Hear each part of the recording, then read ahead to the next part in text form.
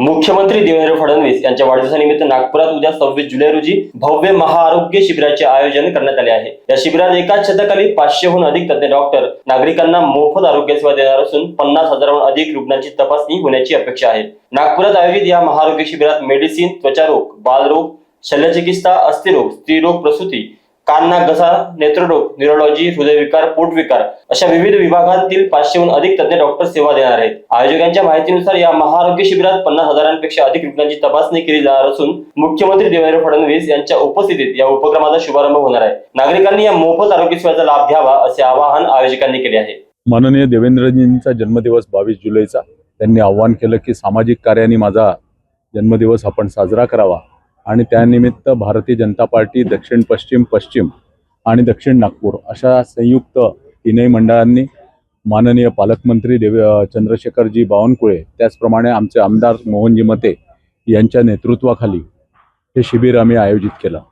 दिनांक 5 जुलै ते 15 जुलैपर्यंत यामध्ये एकंदरीत 72 स्क्रीनिंग कॅम्प्स 72 वॉर्डांमध्ये घेतले। ज्या वॉर्डांमधल्या स्क्रीनिंग कॅम्प्समध्ये जवळपास 31,000 रुग्णांनी आपली त्या ठिकाणी भेट दिली। त्या ठिकाणी त्यांचं स्क्रीनिंग झालं, त्याच्यानंतर त्यांचं डायग्नोस्टिक म्हणजे MRI पासून तर CT स्कॅन, अल्ट्रासाऊंड, एक्सरे पर्यंत हे फ्री ऑफ कॉस्टमध्ये गंगाधरराव फडणवीस डायग्नोस्टिक सेंटर या ठिकाणी झालं।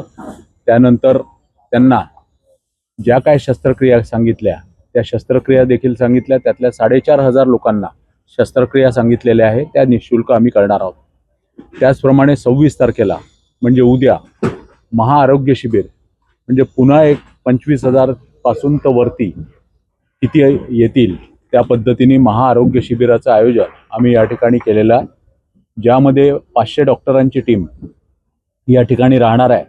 नागरिकांनी या ठिकाणी रजिस्ट्रेशन करायचं आहे। रजिस्ट्रेशन करून त्यांना फाईल मिळणार आहे। फाईल मिळाल्यानंतर या ठिकाणी विविध OPDs ठेवण्यात आलेले आहे। मग नेत्ररोग असेल तर नेत्ररोगच्या 10, डेंटलच्या 10, जनरल सर्जरीच्या 10 अशा विविध OPDs या ठिकाणी आहे। त्या OPDsमध्ये त्यांना पुन्हा चेक केल्या जाईल। पुन्हा चेक करून त्यांचं जर निदान करायचं असेल तर ते गंगाधरराव फडणवीस डायग्नोस्टिक सेंटरमध्ये आम्ही पूर्ण केल्या जाईल।